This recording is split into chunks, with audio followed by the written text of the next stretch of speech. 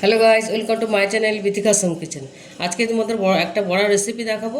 সেটা হলো মাছের তেলের বড়া। আমি এর আগে তোমাদের সঙ্গে রেসিপি শেয়ার করেছিলাম মাছের তেলের তরকারি। আজকে শেয়ার করবো আমি মাছের তেলের বড়া। তো আমি এখানে মাছের তেল নিয়ে নিয়েছি, দেখো হাফ বাটি। এই 250 গ্রাম মতন তেল আছে এখানে। আমি এগুলি তেলটা আমি ছোটো ছোটো পিস পিস করে কেটে নিয়েছি।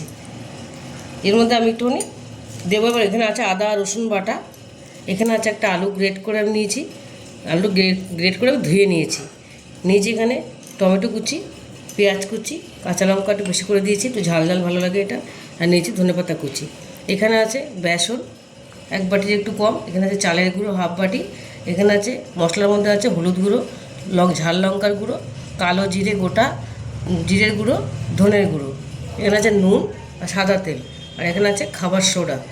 আর নিচে আমি জল। প্রথমে আমি তেলটাকে একটুখানি আমি নুন দিয়ে আর একটু আদা রসুন পেস্ট দিয়ে মাখবো।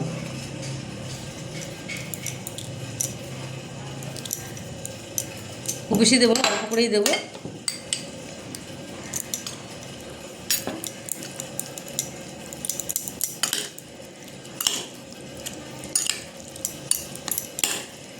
এটা আমি ভালো করে মেখে নিয়েছি।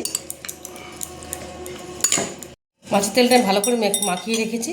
এবার আমি এর মধ্যে সব বেসন টেসন দিয়ে আমি একবারে মাখবো জিনিসটা। দেবো দেবো বেসনটা, দিয়ে দেবো চালের গুঁড়ি,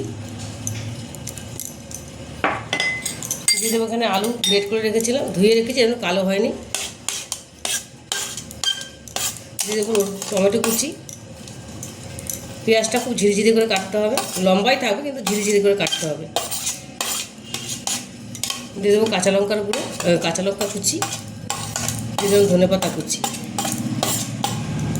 দিয়ে দেবো আদা রসুন পেস্ট করা, দিয়ে দেবো সব মশলাগুলো।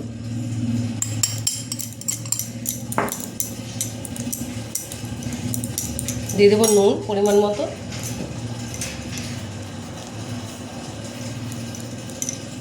তোমরা যদি মিষ্টি খাও মিষ্টি দিতে পারো, না দিলেও চলে। এটা যেহেতু পেঁয়াজটা একটু বেশি পড়েছে, না দিলেও চলবে। আর দই দিয়ে দেবো একটুখানি, খাওয়ার সাথে 1 চিমটে বেশি দেবো না, একদম যেহেতু চালের গুঁড়ো আছে অল্প করে দেবো। এবার এটা আমি হালকা জল দিয়ে মেখে নেব, শুকনো শুকনো করে মাখবো।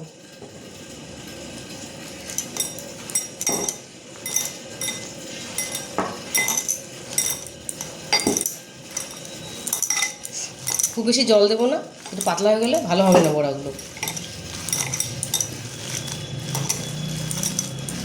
আমি এটা এরকম টাইট টাইট করে মাখবো। এটা আমার মাখা হয়ে গেছে, এটা আমি এবার রেখে দেবো। বড়াগুলো ভাজার জন্য আমি একটা লোহার কড়াই বসিয়ে দিয়েছি। এর মধ্যে এবার আমি তো কড়াইটা আমার গরম হয়ে গেছে, এবং গ্যাসটা জ্বালিয়ে দিয়েছিলাম। এবার আমি রিফাইন্ড তেল দিয়ে দেবো ভাজার জন্য। খুব বেশি তেল দেবো না, যেহেতু মাছের তেলের বড়ায় তেল উঠবে, তেল ছাড়বে ওটা দিয়ে, তার জন্য আমি কম তেল দিলাম। এবার তেলটা আমি একটু গরম করে নেব। তেলটা আমার গরম হয়ে গেছে, এবার আমি মাছের তেলের বড়াগুলো ছেড়ে দেবো।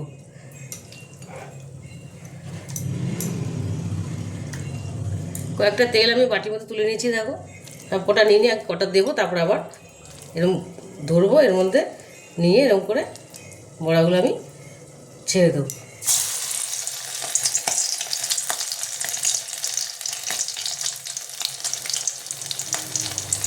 এরকম করে দেবো, তাহলে তোমরা মাখিয়েও দিতে পারো। আমি এরকম করে দিলাম, তাহলে খেতে ভালো লাগে। এরপর তেলের বড়াটা অপূর্ব লাগে খেতে, ভীষণই ভালো লাগে, ভাত দিয়ে তো অপূর্ব লাগে। ছেড়ে দিলাম আমি, এরকম করে আমি সব কটা ছেড়ে দেবো। তোমরা আলুটা চাইলে নাও দিতে পারো, কিন্তু আলুটা দিলে খেতে ভীষণ ভালো লাগে। এগুলো আমি সব কটা দিয়ে আস্তে আস্তে ভেজে নেব। বড়াগুলো আবার এক পিঠ দেখো লাল হয়ে গেছে, কি সুন্দর হয়েছে বড়াগুলো, লাল লাল হয়ে গেছে। আমি আরেক পিঠে উল্টে দিয়েছি, ওই পিঠটা আমি লাল করে ভেজে তুলে নেব।